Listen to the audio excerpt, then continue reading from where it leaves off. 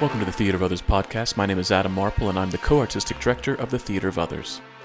With the COVID-19 pandemic forcing a shutdown and reevaluation of space and gathering, we at the Theater of Others are thinking about what stories we need and how best we can share them. We believe space is psychology, and it informs the way in which an audience interacts and reacts to what is presented to them. We create uniquely theatrical events in bespoke sensory performance spaces crafted to encourage curiosity and grant the audience permission to commune with the play. Now that space has moved online, how can we encourage interaction and action amongst an audience virtually? The Theater of Others produces plays that both welcome and challenge the audience. We are committed to international collaboration and are a laboratory that helps artists grow through intensive study of their craft. The Theater of Others creates a shared community of artists and audiences for the purpose of exploring the most profound issues of our lives and times. We believe the play watches the audience. The audience is necessary, and they are witness to what happens. And you get to be witness to us making that happen. The purpose of this podcast is to open up our process and let you in. We're peeling back the curtain, so to speak, and encouraging you to follow along, to ponder, prod, and question, to join us and criticize us if need be. Being a witness is no passive task, and it requires much from you. Are you up for the journey?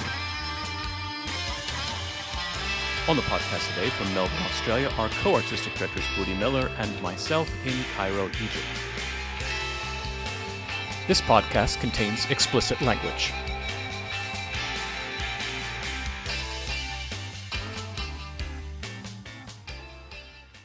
Hi, Adam. Hi, Budi. How you going? I'm great. I'm the greatest I've ever been. Really? The greatest you've ever been? I've never possibly been greater than this moment right here. My wedding. Okay. Grad school, meeting you, Bali. It's just this tops the list of everything in my life. In this moment right here. ¿Por qué? Because I'm doing a show for the UN, and everything is just going so smoothly. Doors have just opened and things have arrived, and it's just been the easiest process of any process that I've ever worked on. Wow. I'm jealous. I know. You should be. You should be. Wow. Well, did you hear that, listeners? Adam Marple is the happiest he's ever been. He's actually smiling and laughing. He never smiles. I never very smile. rarely laughs. It's true. It's true. I'm just a grumpy bastard all the time. So, you know this must be good or really bad. Oh, or you must be losing your mind. Or I must be losing my mind. Indeed. It's one of the two. There's no in between. between. The latter's probably closer. Yeah, that sounds probably about right. Yeah. Well, a developing country, theater in a developing country. Theater in a developing country. That's my new series. It'll come out every other Tuesday at 1 a.m. Maybe. I will produce the podcast just as theater is developed here in this developing country as well. Maybe. What would theater in a developing country look like? Look, theater looks like theater everywhere. It's just the polish.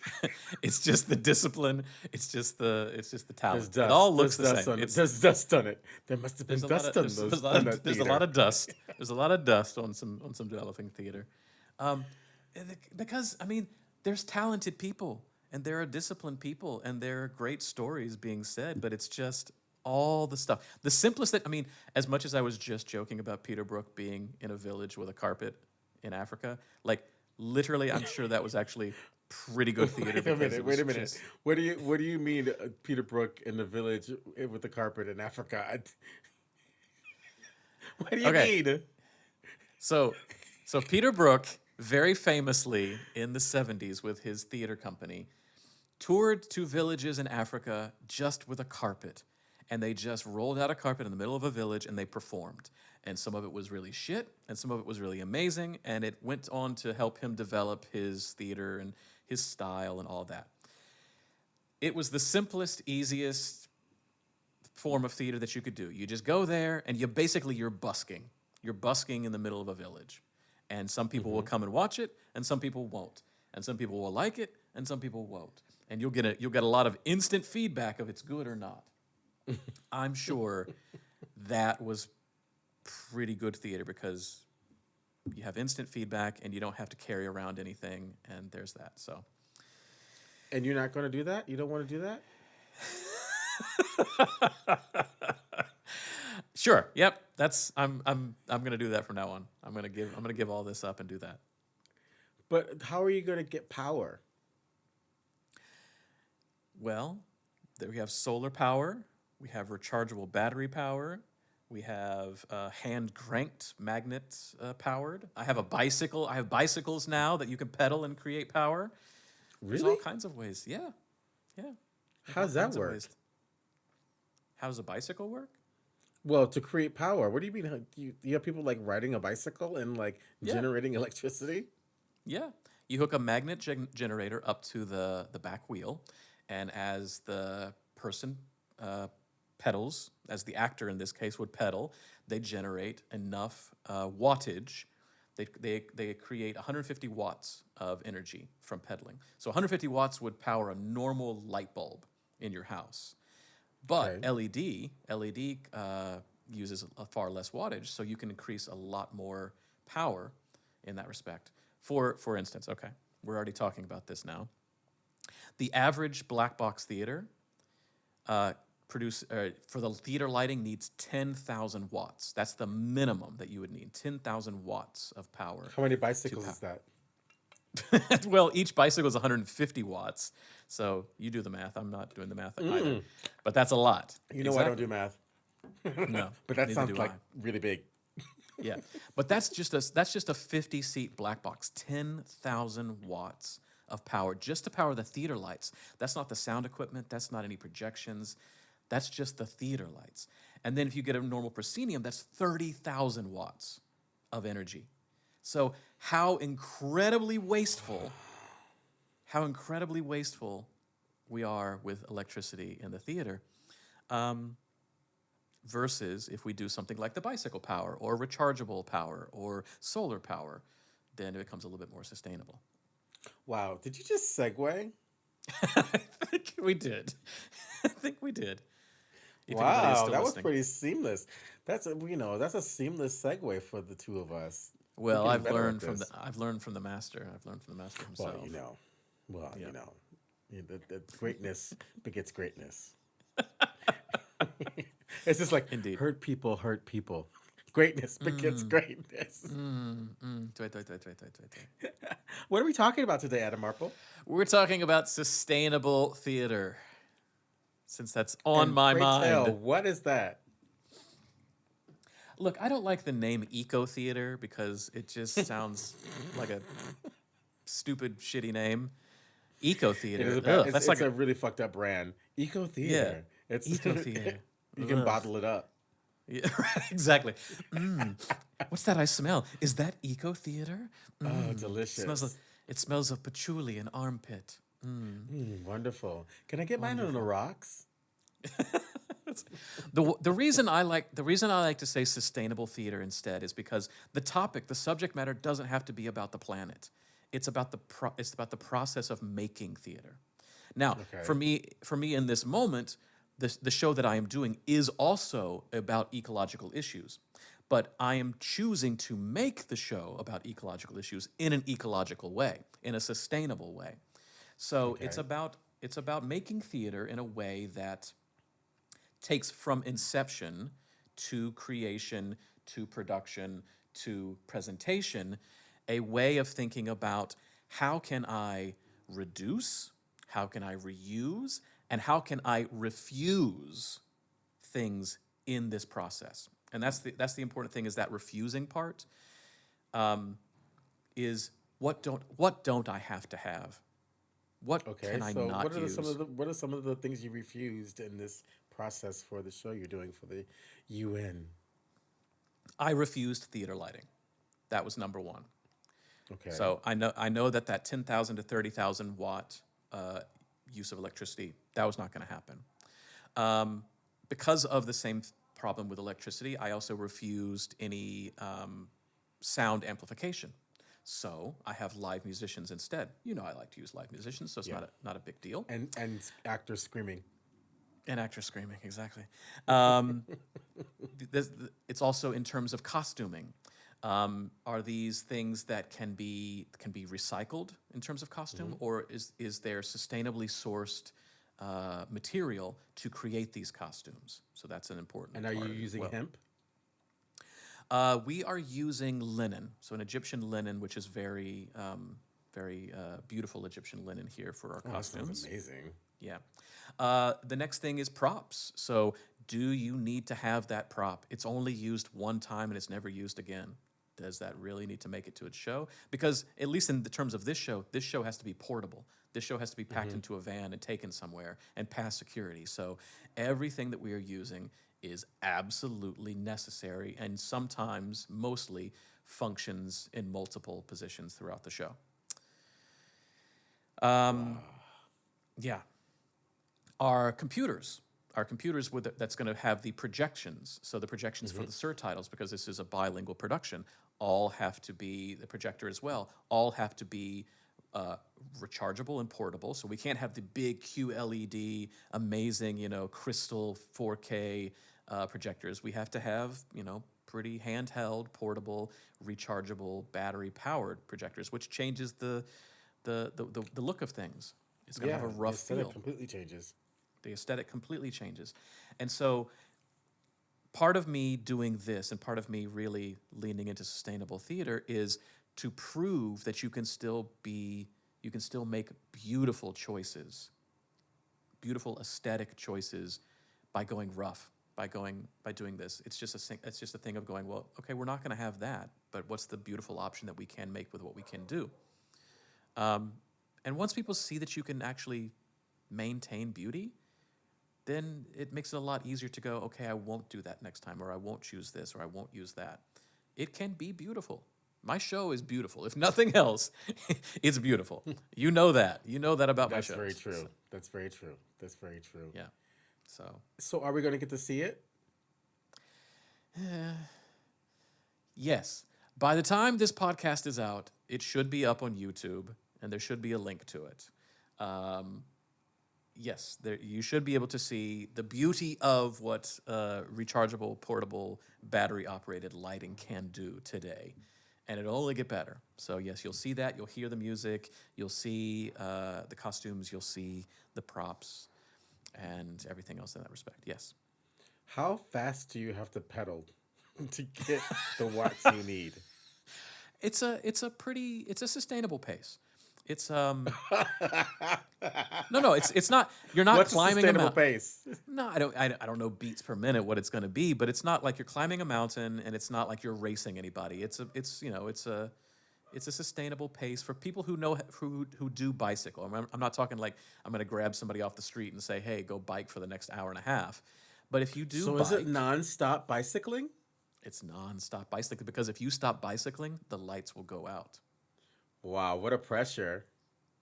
I mean, I could have created a battery pack to go with it, but I want the audience to realize how precious electricity actually is. We take it for granted. It goes out, and then our life is upended. But like, you don't know what made the power go out. You don't know what people are doing to put it back on. So I wanted people to see that the bicycle is creating this light, and this light is going to be dim because of the pedaling. And so it has a little bit of a kind of a vibration to it, that you can see that when they pedal faster, it gets brighter. When they pedal slower, it gets lower. And if they happen to stop, the light goes out completely. That's That's cool. that's the razor's edge we are on. We are all on thin ice with all of this. And as soon as something just tips, it's gone. So yeah. And how do the actors respond to that with the light that is like essentially organic? It was interesting because we didn't get these lights until late in the process. And so in the rehearsal room, I keep on saying, don't worry, this is going to be beautiful. Don't worry, it's going to work. And it was a kind of a thing of like, okay, if you say so. But as soon as we moved into the theater and we had the lights, they understood what was going on. They also understood that they don't have a lot of face light. So I'm in the balcony with a very high-powered flashlight providing face light as a spotlight operator. And it's a way of Wow. going like, it's a way of going like, well, of course that still works. Of course, yeah. It's the exact same concept. You know, 10,000 lumens of flashlight on your face. It's very, very bright. It's very, very, so it's a thing of having to get used to really dark, really bright, colors changing, because everything is battery operated. Everything has to be Wi-Fi remote controlled. So sometimes things will turn on time, sometimes things won't. I mean, it's gonna get better. But here we are right now. I'm showing the efficacy of what is possible now. And once we know what's possible now, we can move forward to what is possible next, and it'll get better. It'll get better and it'll get better. So how would you do like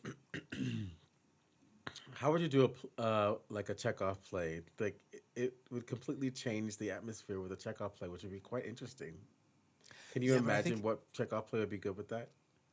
I think they would all be good with that, and I think it would get closer to what Chekhov was living when he was creating it as well. He's writing it by candlelight or lamplight, or maybe just maybe he has an electric light bulb, but I feel that would bring back a moodiness. It would bring out an intimacy. It'd bring back a lot of a lot of these situations, like say Cherry Orchard is cramped. Vanya is cramped. Even though the whole house is just the four of them, those four people are on top of each other, and so having to be on top of each other because the light is dim, because the light is this. I think it actually adds a lot of kind of incestuousness to it in some places, which is really kind of what he's saying in some places. It adds a lot of camaraderie, awkwardness. All those things can come back just by changing uh, the lighting, or just by changing some of these things. Yeah. What play do you think could not function in this bicycle electric world? A musical, not just not any specific musical, but musical genre in general right now is going to have a real tough time with this, because Why is if that? they're well, most of the actors are mic'd up to get past the orchestra, Mm-hmm. and people have an idea of what a musical should look like, which is a lot of lights and a lot of set and a lot of things. Unless we start to uh, think differently about musicals, and there are certainly musicals out there that have done that. There's certainly productions out there that think minimalistically, but most musicals, people want the flash and the bang and the sequins and the everything else. But in terms of actual plays not working, I'm trying to think of a play that could not work. Uh, because plays are starting to be created for this, like Mr. Burns, which I've been talking Mm-hmm. about wanting to Yeah, do, exactly. is made Yeah. specifically for this situation. But a play that is made specifically for brightness, for lots of electricity, I don't know. I Off can't the top of my imagine head. one that wouldn't work well. Yeah. I can't think of anything off the top of my head. I'm sure there is. But it's a way of thinking. I mean, I was just thinking, like Sunday in the Park with George. I think you Mm-hmm. could totally do it. I think you could totally Oh do yeah, this. But it's a way of thinking about it differently. Of going, Fiddler what's on the the Roof. I mean, I think everything can. It's just a way of tricking our brains into saying, like, I was having this conversation with my directing class yesterday, and um, they were saying, I feel like the audience needs all the information, otherwise they would check out. And I was like, no, the audience needs the minimal amount of information for them to engage imaginatively, and then they'll Mm-hmm. fill in the rest. But if you tell them everything, then they'll go, okay, that's what it is, and then they won't do any other work, because you've done the museum piece for them. You've filled in all the gaps, and you've created it exactly. But if you say, like, it's like Minecraft, you're in a sandbox. You can do anything. Up is down and down is up. Blue is red and red Mm-hmm. is blue. Okay. And those are the rules of this universe, and that's what it is. And so this play is dark. And this is what the lighting situation is going to be. And because we know that the darker it is, the kind of the softer the sound appears to be to an audience, versus the brighter it is, the louder it appears to an audience. We know that this is going to be a more intimate. We're going to lean into this production. We need to really be clear about our enunciation, our articulation, our volume. So we know that. Great. So then this play can't be This play either has to lean into whispering or it has to lean into shouting, as you were alluding to before. And so that's just something to take into account, and that's something to prep your audience for, to warn your audience for. This is what it's going to be. This is the experience we're looking for you to have. And I don't think there's any play that won't allow for that. I don't think there's any musical that won't allow for it. It's just the way that we assume plays and musicals are done and always have been done that we have to fight. What about the Starlight Express? Well, that shouldn't be done in general anyway. So no. Well, it's It's a musical about trains, right? It's a musical where the people are trains. So this is from the same person who made a musical about cats singing. This is now a musical about trains singing. So yeah. Yeah. Well, then maybe this genre can actually kill those musicals that should never be done ever again. Oh, then my goal in life has become complete. It's come full circle. I have reached my maximum potential. So maybe you'll be like one of the gurus of sustainable theater. Maybe. Hey, maybe. That's me. My claim to fame. Finally, I finally have reached my pinnacle. Great. Wonderful. But all of your actors have really nice butts because they're riding bikes. Yep. My theater is a gymnasium for the actor. Literally a gymnasium for the actor. I think that I could use to get on that bike. I'd be happy to be the one, because I could lose a couple pounds. So put me on the bike. I want to be electricity. So we're passing out the roles. I'll be electricity. Yeah. What would you like to be cast as? I would like to be cast as electricity. I want to be electricity. Can I be the flashlight operator? Yeah. I do not claim any responsibility other than electricity. I make sure the lights go on and go off. So basically, if someone wants to glide or coast, the lights go off? The lights will slowly dim until the pedal stops, yeah. Yeah. Wow. Yeah. There's so much you can do with that.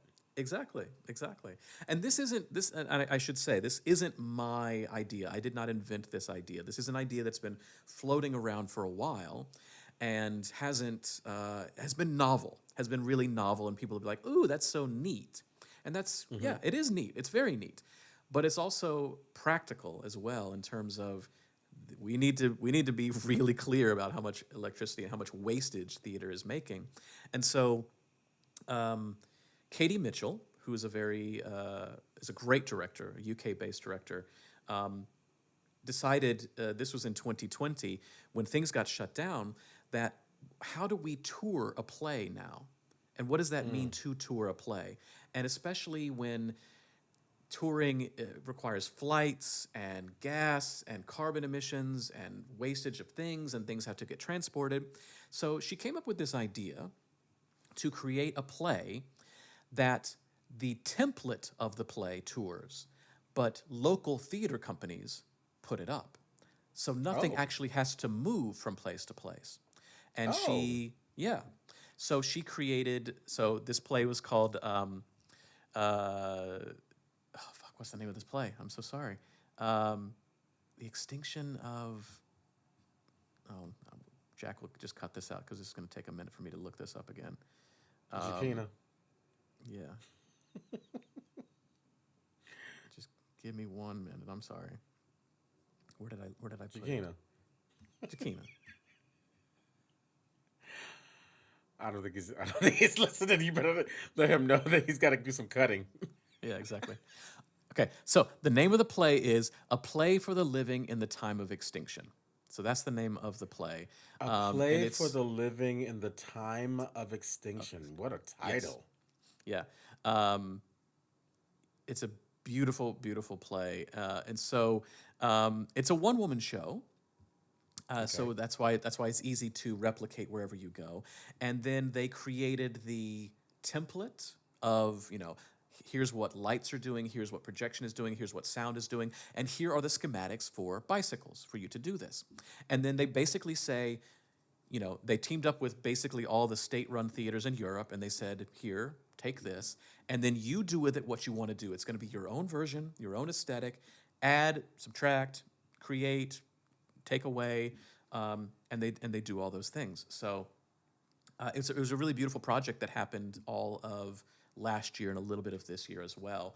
And I believe it's still kind of touring a little bit. But I contacted them and I said, this is fantastic, this is beautiful, this is something I'm really interested in, being in Egypt with the COP27 that's happening in Sharm el-Sheikh. I would really be interested in learning more about this. And what they thought I was asking was I wanted to tour the production to Egypt, and so I wanted to buy the show and the one-woman project and all that. And I said, no, I'm actually just interested in the bicycles. What do you think about the bicycles? And they said, oh, you want the bicycles? Here you go. And so they gave me the schematics, and we have the schematics, and we've been playing with it. They gave you the bicycles? They didn't charge you for the... They just gave us the bicycles. They said, we'll work out later on if there's something that's happening. But what it basically did was it gave us a way to start the project. And because where I'm at has a mechanical engineering program and an electrical engineering program and a sustainable design program, I was able to go to them. I was able to go to those programs who have never collaborated with art at all, but are obviously really interested in cool things. And I said, here's what I want to do. How do I do that? And they went, huh, interesting. Okay.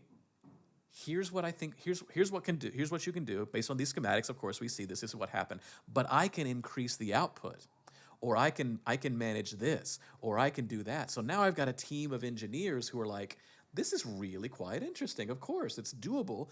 How do we upskill it? How do we make this better?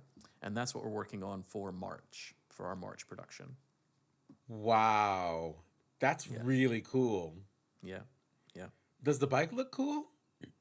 The bike is just a bike. So it's not like it's a space age bike, but obviously, for the spring, we're going to have real bikers, like real people who do this like on a daily or a weekly basis. And so what we will be able to do is we'll be able to use their bikes, because they're already built for their bodies. Their seats are in the right place. The pegs where they put their feet, it's all there. They're used to that. It will feel just like they're going on a morning bike. They're morning kind of like, these are people who train on their bikes all the time. So they'll be in a theater. It'll be, not hot outside like it normally is. We'll be able to walk over and give them water if we need to. But they're just going to go on a bike for an hour and a half.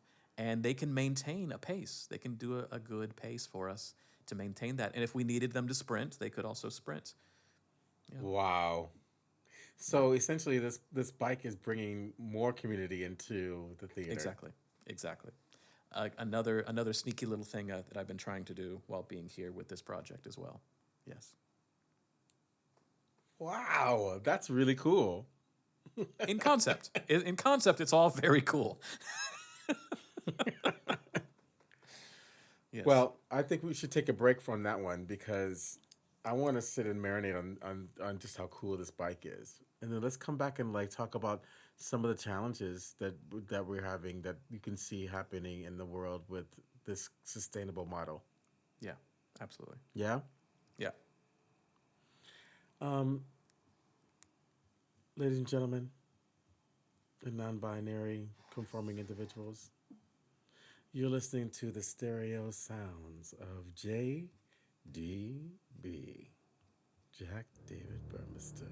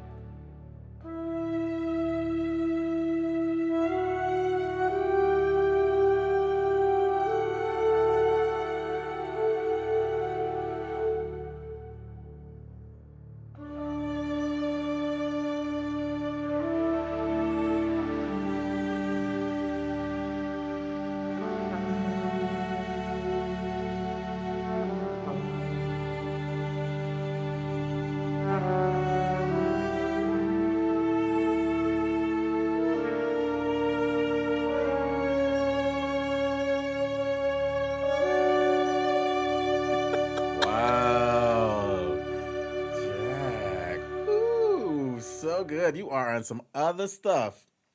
You have been Mm-hmm. upping the game. Okay. Mm-hmm. That's Well, right. if you like this music, you can hear it and upload it from Download it. download it from Bandcamp. One time Bandcamp. at Bandcamp, That's right. One I time at downloaded Bandcamp. Jack Burmeister's music. Yep. One time at Bandcamp with a saxophone. Mm. Woo! One time at Bandcamp with a tuba.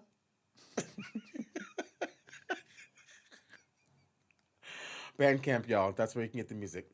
Yep. So Adam Marple, Yes, sir. what in your history of viewing theater was the most excessive, wasteful show you've Ooh. ever seen? And it Ooh. can't be Oh, one you've done. okay. Okay. Ever seen? Oh, I've Yeah. seen. I mean, anything coming from Germany usually. Oh, really? What do you mean by that? Well, I'm just thinking um, the Hamlet that is currently playing at Brooklyn Academy of Music by Thomas Ostermeyer, which um, uh, has been playing for a couple of years. It has about like 4 tons of dirt on stage, and then they rain on it, and then that dirt's just going to get thrown out or thrown away. I mean, a lot of things where there's just excessiveness. Thomas Ostermeyer in general, because he is who he is and the type of theater he does. Oh, no, no, no. Here's what it was: Doll's House. Doll's House at Brooklyn Academy of Music. The set was made of marble, glass, and steel. Like real marble? Real marble, real glass, and steel. And the whole thing was made to be an apartment, and they made a whole house on stage because it revolved. So it had to have all 4 walls in places. And it had to have glass so that you could see once it turned. So it was incredibly, incredibly excessive. Or opera, a lot of opera in general, the Robert Lepage Wait. Go Ring go back Cycle. to that Doll's House. Yeah. Who directed this Doll's House? Who made this Doll's House? Who designed this Doll's House? Thomas Ostermeyer. And this would have Oh, been like, what? Okay. So, and then what they do with that marble afterwards? I don't know. I don't know if it was all transported from Germany to New York and then traveling on to Oh other my places, or god. if they literally had to remake it there, because I don't know which one is more sustainable, which one is cheaper, which one is better for the environment. I don't think any of them Oh is. my god. Yeah. Yeah, exactly. And when you watched the show, did the real marble do anything for you? It made the family look bourgeois, which I guess is the which is I guess is the point. It was very, kind of modern feel of these kind of like, I mean, it wasn't, Doll's House set in, 1880s. This was a 2000, and I think it was 2008, 2007 when I saw this show. It was a very kind of like, we're so hip and modern, this family of this Doll's House. Um, and it revolved around, and it was just like, it's a bit excessive. It was beautiful. Don't get me wrong. I still talk about this set. It's beautiful, but boy, oh boy, what a waste. I think a lot of state-run theater, or theater from Europe, especially, um, because they have the money to do this, they do this. I mean, I love Romeo Castellucci, but he dropped Hmm. cars from the grid so that he could have a Yeah. character enter the stage. He lit a piano on fire just for a moment. I mean, he brought a Yeah. tank on stage, onto a giant, like a tank, a diesel tank, into the stage with the audience in an enclosed space, pumping diesel fumes into the audience, and that's one of his shows. Like it's what's happening. I don't think it's going to continue to happen. So, Wow. Wow. Human beings. mm, I know. Yeah. Human beings. There's a production in the UK right now of The Crucible, designed by S. Devlin. S. Devlin is an amazing designer. She is People would know her mostly for her concerts. She's the designer of like a lot of Beyonce's concerts, or even Oh yeah, the yeah. I know exactly who you're talking you know about. who you're Yeah. talking about, yeah, and also the artist formerly known as Kanye, that we don't talk about anymore. A lot of his concerts. And Um, she made that giant Kanye. yeah. So she's an amazing designer, but she's a theater designer first. So she's doing this production of Crucible, where it rains. It has four walls of rain that they do, but they've made it so that it's recyclable. The water is it's a 4,000 gallon tank that is recycled water the entire time, and then when the water is done, they then are able to give that water to gardening centers. So this water is then put back into.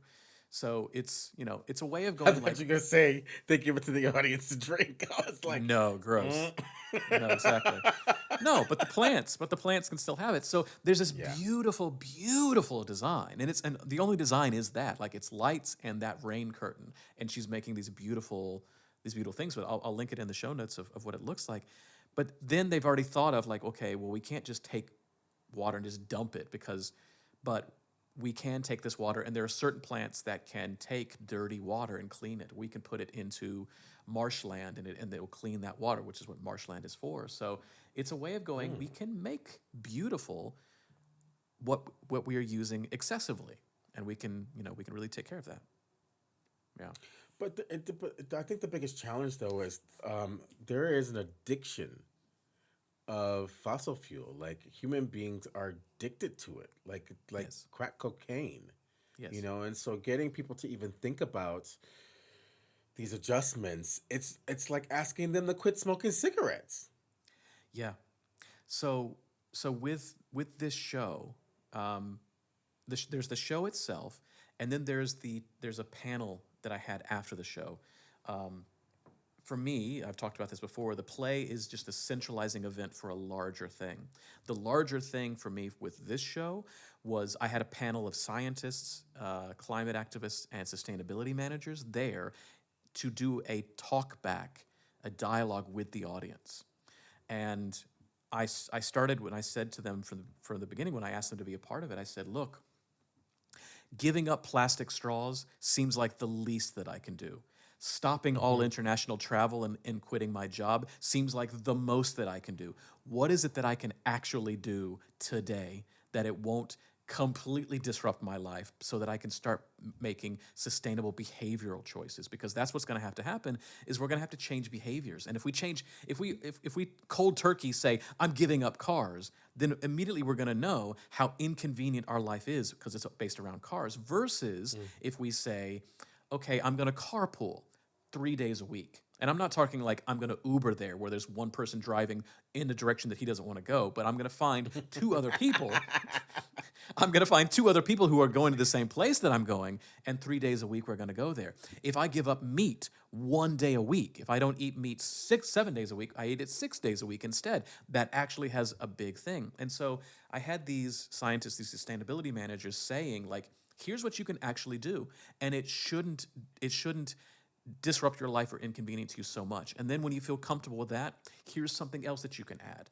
And then when you feel comfortable with that, here's something else that you can add. And then it's easy to maintain something that you've been doing. It's easy to So maintain what's the first behavior. step? What's the first suggestion? The first suggestion is when you brush your teeth, turn off the water. Simple as that. Oh, that's easy. Exactly. I brush my teeth in the shower. So I just turn off the shower. I stand there. I brush my teeth. I turn the shower back on. Halas, we're done.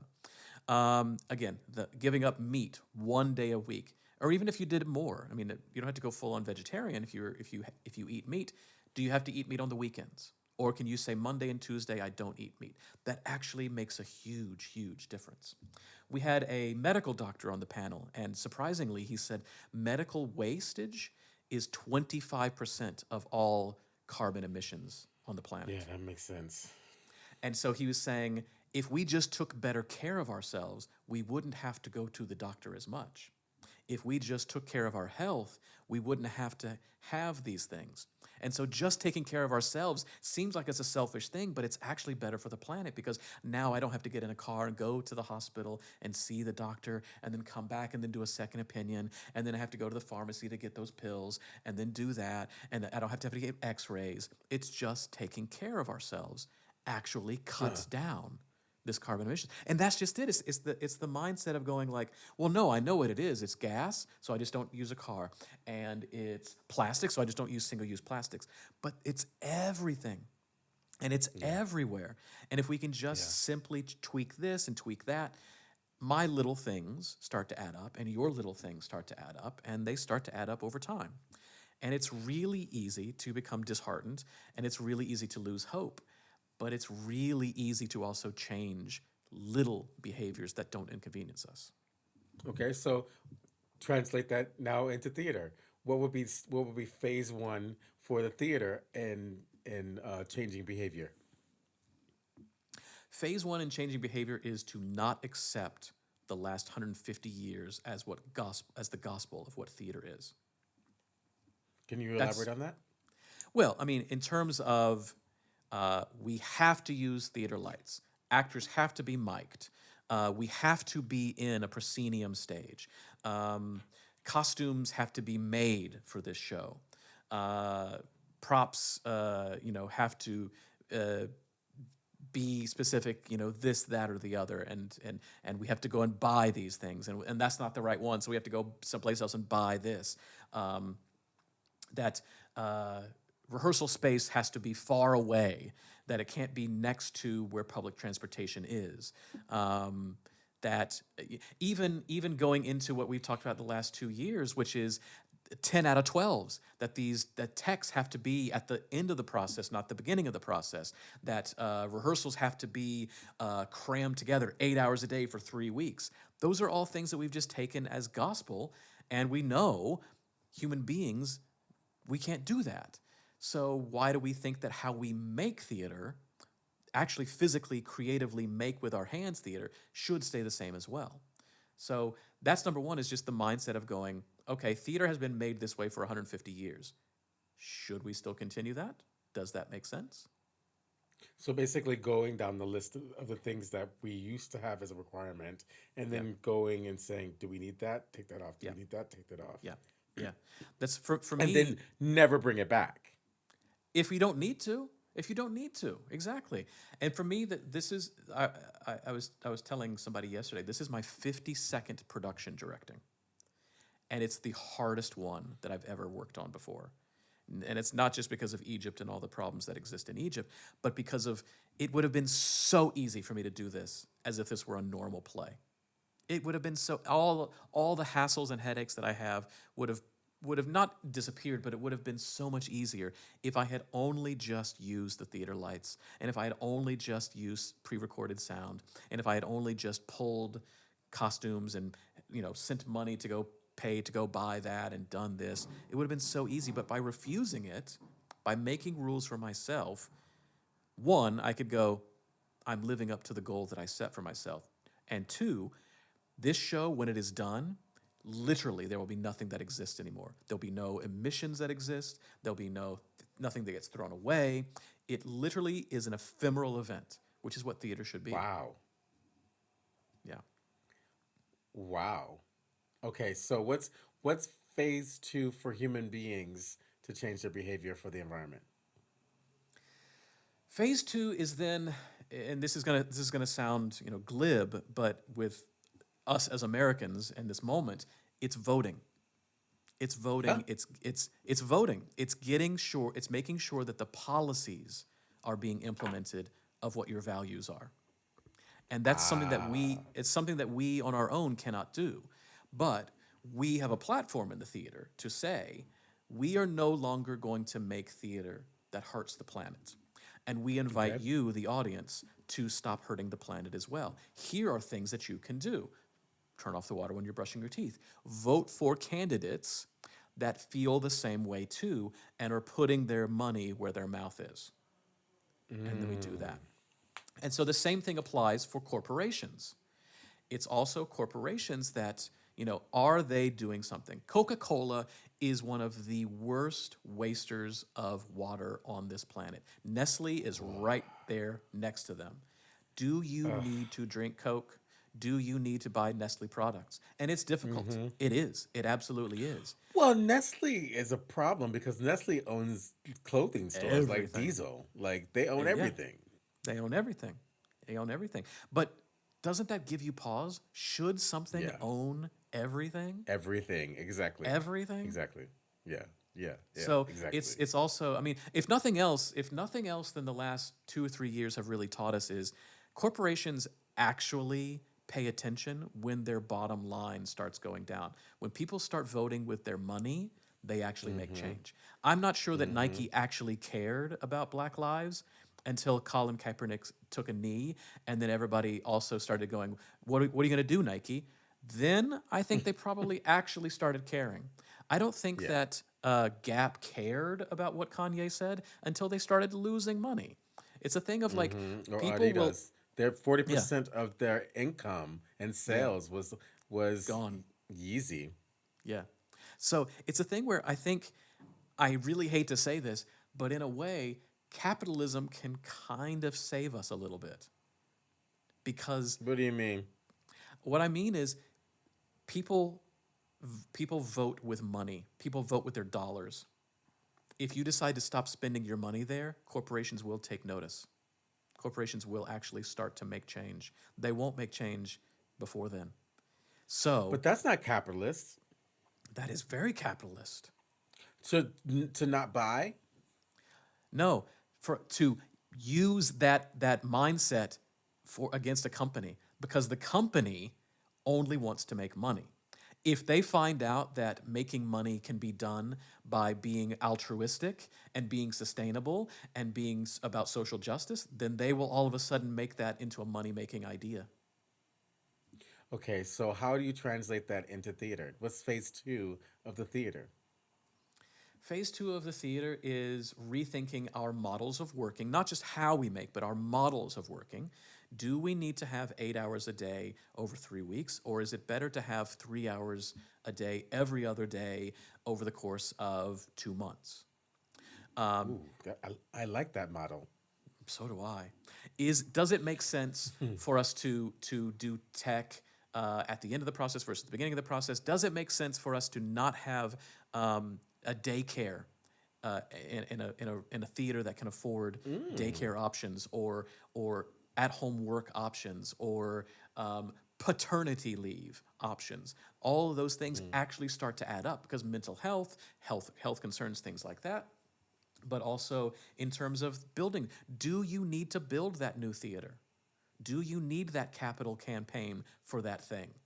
Do you know all of these things of going like, uh, are we okay in the space that we are, or do we want to have found spaces? COVID really remade the landscape, and everybody moved outside. And then for some reason, we all got a shot, and then we moved all back inside. I know. I liked I liked eating at a cafe outside. I liked having, the heat lamps, which are problematic on their own, but we can talk about that on a later date. I liked being outside. I liked seeing theater outside in the environment with fresh air. Why did we all just agree to move back inside? Why was that the idea that we were all like, yes, that's what theater needs, a building? It doesn't make any sense. Some beautiful, beautiful things can happen in that way. But we can also start thinking into phase two of theater. What stories are we telling? And we've said this before on the podcast many times. Whose stories are you starting to tell? I Hmm. don't like theater that is didactic and preachy about certain topics. And I certainly, which is why I don't like the word eco theater, because it's like, oh, great, a play about granola. Cool. Nobody cares about that. So my Granola and play Birkenstocks. Exactly. So my play that I did right now, I don't have one number mentioned. I don't care about the science about this. I care about the Mm. humanity. And there's a line in the beginning of the play which is um, a lot of really smart people got together to work on this project because this is our last best chance to save something. No, not the planet, us, because what we've learned over the last 2 years with COVID is that the Earth has a remarkable ability to maintain itself and to clean itself as long as we aren't there. So the Earth Mm-hmm. will still turn whether we are there or we're not there. So Mm-hmm. the thing that we need to save is actually us. And so for Mm-hmm. these stories, the story of the play that I did is all about humanity. It's all about who's being hurt by this, who is being affected by this. Not about like, oh, make a choice of brushing your teeth differently. That's for afterwards. No. who who is being hurt by us wasting water? Who is being hurt by microplastics being in everything? Who is being hurt by the choices that corporations and ultra wealthy people are making on a daily basis? These are their stories because we can put a face to a name. And I totally stole this from Maya Angelou. It's not important. People will not remember what you said. People will not remember what you did, but they will remember how you made them feel. And I wanted people to leave this show feeling angry, feeling sad, and feeling culpable so that they could do something about it. Deadly. Is there a phase 3 for human beings? I'm sure there is. I don't know what it is right now, but once we start doing it, once we start maintaining it, once we start, doing it in a way that is second nature, where we don't have to think about it, we don't have to do a checklist every single time for it, there will be a phase 3, and then we can start to maintain and then build out from there. We can start talking about, okay, now that we know how to do this, how do we go back into doing what we had done before in a more sustainable way? We don't have to just do this forever. We can also think about other things because by then technology will have caught up with us. By then, if we keep using LED lighting, then lighting designers and lighting design companies will stop using Fresnel lenses and the electrical lenses, filament lenses. They'll start going, oh, people don't like this anymore. It's not in vogue. So then it'll start to change in that respect. We will find new ways. Is there a phase 3 for theater? Same thing. To where the topics that we're talking about lead to direct action, lead to being as a part of an event that is, this is a play about social justice. This is a play about empowerment at a place where there's a voting drive, at the place where there's a voting registration, so the play is not apart from something. It's a part of something. That. Yeah, that's for me is what I think phase 3 could be. Well, I think that's perfect time to take a break and come back with provocations. I'm on a soapbox, so yeah, I was just gonna be talking this entire time. Look, I love when you get on your soapbox, baby. All right, it's amazing. I think our listeners are learning a lot from your soapbox. Well, I hope so, and I hope they're finding. I mean, whether they're agreeing with it or not, it's gonna happen to you.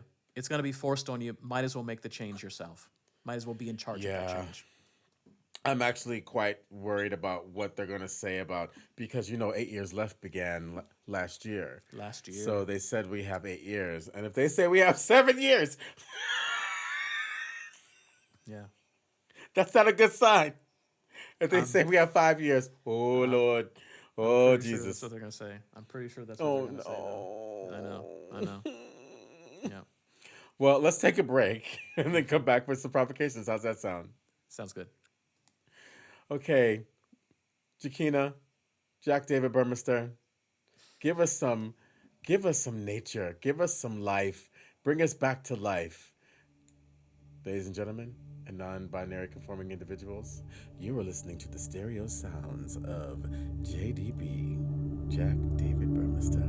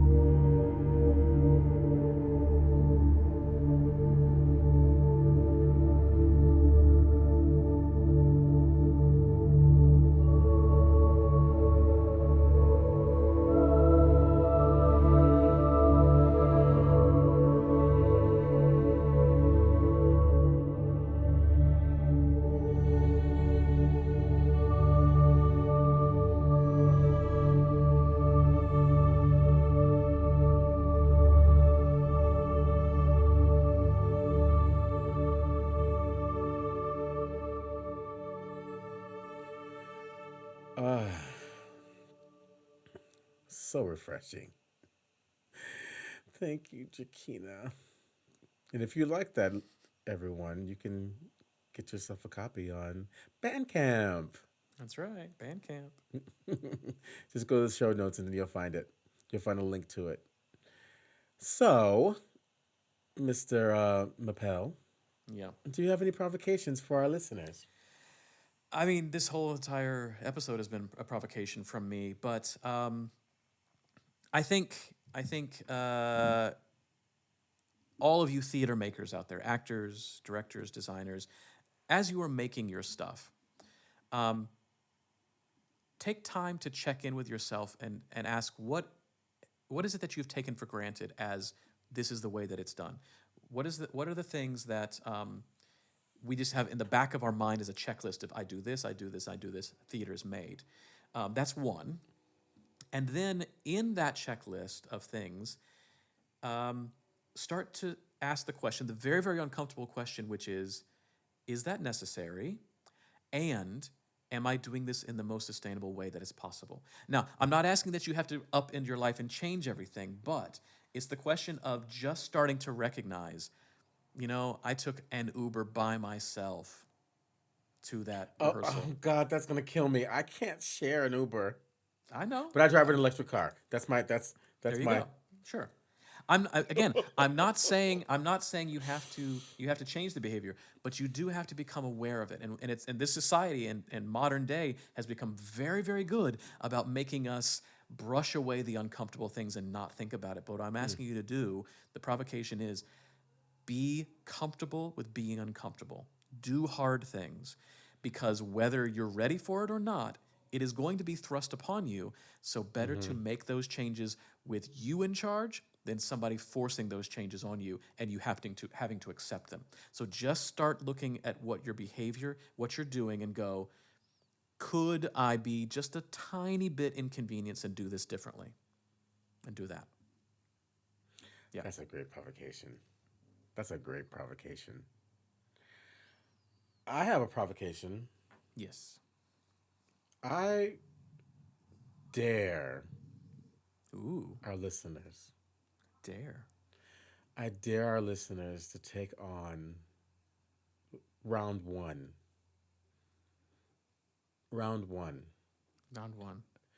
Yep, round one of the human behavior and round one of the theater behavior. Yeah. Round Double one. dog. I dare you. I double dog dare you. I triple dog dare you. Not the triple dog dare. Oh. Guys, come back. Come back, Come guys. Come back. back. Come back. It's in the show notes. I know you don't know what we just referenced. It's in the show notes. You can look at it there. It's that time of the year, too. It's It perfect. is. It's perfect. Christmas Story. Yeah. They're doing a Christmas Story It's that time of 2. the year. Christmas Story 2 is coming out. With Is Ralphie it the coming same back. Ralphie? Is it the same Ralphie. Ralphie? Ralphie's Is an he adult dad or now. something? Is he Yeah. the dad? Yeah. Oh, Something like that. deadly. I can't wait. It's coming out this year? It's coming out. I think it's coming out in a couple of weeks because it's November Oh, I now. can't wait. Classic. Okay, Yeah. okay. That's really wonderful. So, Yeah. Adam, how will we know that our listeners have done what we've asked? You know what? I was so impressed with you last week doing this on your own, saying all these things, and it was amazing. I was like, "Oh, here we go! Here we go! Is he gonna get it? He got it. You got it perfectly." So yes, I did it. You did it. So you're gonna go to speakpipe.com/theater of others. Speakpipe.com/theater of others. Theater with an R-E. Theater of others, all one word. You can leave a 90-second voice message there. We'll play it on air. We'll answer your questions. You can also send an email to podcast@theaterofothers.com. We are also on Facebook, Instagram, and our website. Instagram, y'all. That's right. And it's so very, very important, especially as we have a series coming up pretty soon, that you stay a part of this conversation. And the only way you're going to know that we have new episodes is to do what, Budi? Subscribe. We come to your inbox once a week. Get into the groove, baby. If you like it, get it in the subscription. Subscribe. That's right. And we are now on YouTube. So whether you're watching Yes. us on YouTube or you're listening to us on the podcast, check us out. I've got some beautiful sustainable lighting behind me. I'm Whoa. using some of my lighting right now. And my framing actually looks like I'm actually in a podcast for the very first time after that's 2 right. years. That's what I was going to say. Like, it's not a yellow wall. It's not a window behind you. It's amazing. Where are you, Budi? I'm in the same house that I've always been, but I found out or actually learned that there's actually I have a curtain. This is the yeah. There's a curtain here. I'm in Akshay's old office. There's a curtain here. Wow. All these years. All these years. All these Wow. years. Well, But you know fantastic. you know who we have to thank for that? Who we have to thank for that? JDB. Jack David Did he Burmeister. he recognized it? He looked up and he said, "Is that a curtain?" No, he's like, too bad there's not a curtain there. And I looked up and I was like, oh, there is a curtain. Thanks, Jack. Where would we be without you? Jack, you know what Jack gets? He gets 5 star, 5 star, 5 star. 5 star, I'm 5 giving star. Jack 5 stars. Like my Uber Yeah. driver, you give me 5 star, I give Jack David Burmeister 5 star, and you listeners give us 5 stars if you like us. And if you like us even more, give us a comment. But they really do. They really do wonders for us and our access to the rest of podcast listeners. If you think people need to learn about theater from us, spread the word and give us a beautiful comment. Amen. Amen. Yeah. Oh, and I missed you. I miss you too. I know. I did a solo last week. I know. I listened to it. It was beautiful. Beautiful Thank music, you. beautiful thoughts, beautiful Thank you. promptings. I hope the audience really enjoyed it, and I hope they actually did it. I hope they actually they should did, do not it. just listen to it, but actually did it. Yeah, I did it. I did it today, and it's powerful. It's quite potent stuff. Yeah, Jack David Burmeister. He's got his thing. He's got his thing. He's got the power. He's got the power. hey. It's getting kind of hectic. It's getting kind of hectic. Wow, Paula Abdul last week. We're just. What did you we're say scraping- about the vibology? You were Vibology? really. I was confused. It was almost off key. It was flat and 7 pitchy at minutes the long. 7 minutes long. It was pitchy and flat at the same time somehow. Nothing sounded like it worked together, but somehow it did work together. I mean, the lyrics don't even make sense as to what it's about. I guess the video was good, but I forgot. Like I Man, forgot. a funky way. Yeah, the last time I heard that song, I was roller skating at Sparkle's roller skating rink. Oh, in like oh! You were doing the grade. backwards. You were doing the backwards skate. oh man, I had the best skates. I had these amazing, beautiful skates. Spent so much money on. They were a birthday present. I was the shit. You know. Yeah, I can see that. A was little that pudgy scene- Adam backward skating. No, I was skinny Adam at that point. Pudgy Adam came in middle Oh. school. I was still skinny Adam with my 6 Slim acid wash jeans. Yep. My 6 Slim Bugle Boy acid wash jeans. I put my Trapper Keeper Yes. down. I had my ring pop on, Oh my skating God, around. Trapper Keeper. To my vibology. Yeah. Yeah. It was like a scene from Stranger Things. It was beautiful. I'm in a funky way. Yeah. Well, is Fan It's time still to in go. Mexico? No, she's been in Egypt for a while now. What are you talking about? She's been here for Okay, well, 2 months. Give Fan my love. I will. And of all you listeners, we'll be back next week. Bye.